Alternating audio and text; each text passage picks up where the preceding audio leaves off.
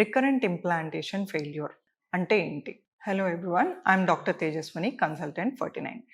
So మనం IVF పద్ధతిలో మనం ఎప్పుడైతే గుడ్ గ్రేడ్ ఎంబ్రియోస్ ఎండోమెట్రియం బాగున్నప్పుడు ట్రాన్స్ఫర్ చేశాక 2 టైమ్స్ ట్రాన్స్ఫర్ చేశాక కూడా మనకు ప్రెగ్నెన్సీ టెస్ట్ నెగిటివే వచ్చింది, అంటే ఇంప్లాంటేషన్ అవ్వలేదు అన్నప్పుడు ఇలాంటి కండిషన్ని మనము రికరెంట్ ఇంప్లాంటేషన్ ఫెయిల్యూర్ అంటామన్నమాట.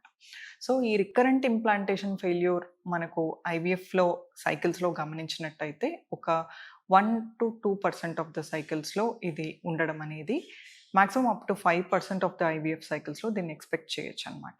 సో ఈ రికరెంట్ ఇంప్లాంటేషన్ ఫెయిల్యూర్ ఉన్నప్పుడు మనము ఎలాంటి టెస్ట్ చేయాల్సి ఉంటుంది కపుల్స్కి అని మనం గమనించినట్టయితే, ఫస్ట్ మనము లైఫ్ స్టైల్ ఫ్యాక్టర్స్ని కరెక్ట్ చేసుకోవడం ఇంపార్టెంట్ అనమాట. సో స్మోకింగ్ ఏదన్నా ఉంటే దాన్ని క్విట్ చేయడం అనేది ఇంపార్టెంట్. దీంతో పాటు మన వెయిట్, అంటే మన బిఎంఐని మనం రెగ్యులేట్ చేసుకోవడం అనేది ఇంపార్టెంట్ అనమాట.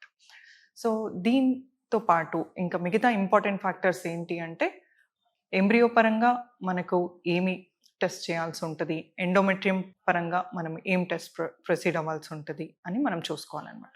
సో ఎంబ్రియో పరంగా గమనించినట్టయితే, ఇప్పుడు ఐవీఎఫ్ పద్ధతిలో ఎంబ్రియో ఎప్పుడైతే ఫామ్ అవుతుందో ఆ ఎంబ్రియోకి జెనెటిక్ టెస్టింగ్ చేయడం అనేది ఒక ఆప్షన్ అనమాట. So pre implantation genetic testing అంటే పీజీటీఏ అనేది మనము యాడ్ ఆన్ చేసుకొని coming cycle of IVF plan చేయడం ఇంపార్టెంట్ అనమాట. సో ఇదే కాకుండా మనకి ఎండోమెట్రియం పరంగా ఏం టెస్టులు చేయొచ్చు. ఎండోమెట్రియం పరంగా మనం చూసినట్టయితే, ఒకసారి స్కాన్లో మనము ఎండోమెట్రియల్ థిక్నెస్ మ్యాక్సిమం ఎంతవరకు వస్తుంది చూసుకోవడం ఇంపార్టెంట్. దీంతో పాటు హిస్ట్రోస్కోపీ, అంటే ఒక చిన్న హిస్ట్రోస్కోపీ అనే ప్రొసీజర్ ద్వారా ఎండోమెట్రియంలో ఏమన్నా మైనర్ ఇష్యూస్ ఉన్నాయా అనేది చూసుకొని, ఏమన్నా పాలిప్స్ కానీ ఇలాంటి లీజన్స్ ఉన్నప్పుడు వాటిని సర్జరీ ద్వారా కరెక్ట్ చేసుకొని ముందుకెళ్ళడం అనేది ఇంపార్టెంట్ అనమాట. ఇవి రెండే కాకుండా ఇమ్యునోలాజికల్ కాజెస్, అంటే ఇప్పుడు ప్రెగ్నెన్సీ అనేది మనకు ఒక అల్లోగ్రాఫ్ట్, అంటే దానిలో ఉన్న జీన్స్ సగం మదర్ నుంచి సగం ఫాదర్ నుంచి ఉంటాయన్నమాట.